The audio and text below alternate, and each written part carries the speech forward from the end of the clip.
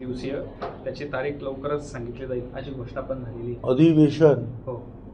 का आता अधिवेशन आणि मग त्याची ते बोल मांडणे आणि बोलणं, एवढा माणूस अजून सुधारायला फार वेळ लागेल ना. साहेब आपलं दिल्लीला अधिवेशन आहे का आंतरवेली सराटीचं बसणं आहे का रे बाबा माणसं गोळा करून.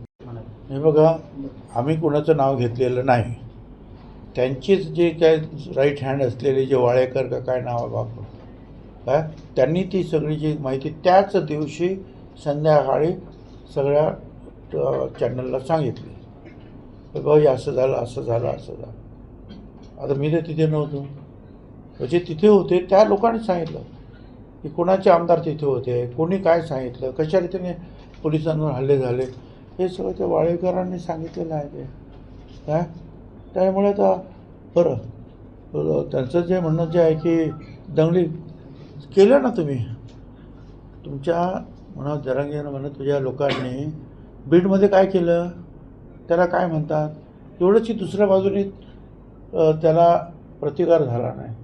पण वन सायडेड तुम्ही जे आहे आमदारांची घरं जाळली, शरद पवार साहेबांचं 3 माळे ऑफिस जाळलं, येतात क्षीरसागरची शिक्षण संस्था जाळून टाकली, त्याचा बंगला जाळून टाकला. पूर्व वाचली कशी तरी. त्या प्रकाश सोळंके आमदार, त्याच्या घरात कोयते बिते घेऊन तुम्ही आगी लावल्या. या सगळ्यांवर तुम्ही जे आहे ते सगळं केलेलं आहे. आणि त्याच्यानंतर हॉटेलला जाळली तुम्ही, केले ना म्हणा तुम्ही केले. आणि ते झाल्यामुळे तर छगन भुजबळमध्ये पडला. नाही तर तुमचं चाललं होतं, काय शिवाय देत होते कोण माहीत पण नव्हतं, कोण जरांगे काय मी बघत पण नव्हतो. पण ज्या वेळेला अशा रीतीने तुम्ही पूर्ण राखरांगोळी केली त्या बीडमध्ये, अगदी आमदारांच्या घरांपर्यंत सामान्य माणसांच्या हॉटेलपर्यंत, तेव्हापासूनच मी याच्यामध्ये आलो. त्याहून हाकेंचा फोटो कुठेतरी दिसत नाहीये. असं आहे की मला काय माहिती नाही, मी ते बघत नाही कोण करत काय, परंतु सगळ्यांचेच फोटो आता प्रकाश शेंडगे वगैरे आहेत, त्यांचे फोटो आता ते येतात. ते पक्ष आणि ते फार पूर्वीपासून जे आहे समाजाचं काम करतात, त्यांचं एक संघटना आहे. तर आम्ही ते घेतली आता त्यांनी ते वेगवेगळे घेतले असेल प्रत्येकाचे. काय आपल्या मुंडे साहेबांचा, स्वर्गीय मुंडे साहेबांचा फोटो लावलेला असेल, मला त्यांनी सांगितलं. सगळ्यांचेच फोटो नाही शक्य होत ना एवढ्या याच्यामध्ये. सर चांगली गोष्ट आहे. त्या मुलाखतीचा जो पार्ट आहे तो आम्ही घेऊ आणि सन्माननीय हायकोर्टाच्या समोरसुद्धा मांडू की बघा अशा रीतीने दडपशाही करण्यात येते, भीती घालण्यात येते. ते दसऱ्यापर्यंत कसे करा द्या, नाही तर कोणाला फिरू देणार नाही. तर दहशतीच्या वातावरणाखाली हे सर्टिफिकेट द्यावं असा प्रयत्न सुरू आम्ही कोर्टात मांडू. साहेब म्हणजे माझ्या डोक्यावर काँग्रेसचा हात आहे, पवारसाहेबांचा हात आहे, फडणवीसचा हात आहे, उद्धव ठाकरेंचा हात आहे,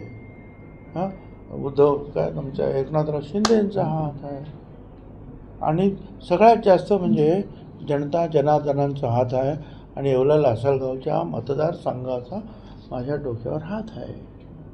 काय करणार सांगा.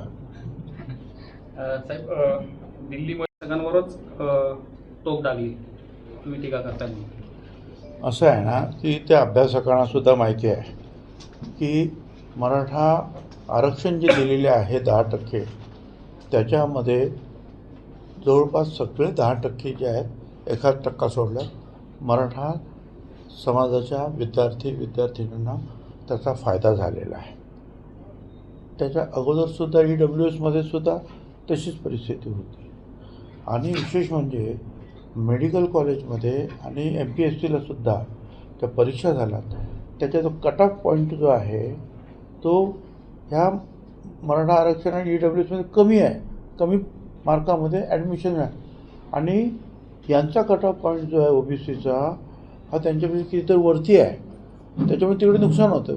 तर कोंढरे म्हणून जे आहेत मराठा समाजाचे नेते, त्यांच्याशी सुद्धा मला मागे एकदा चर्चा झाली.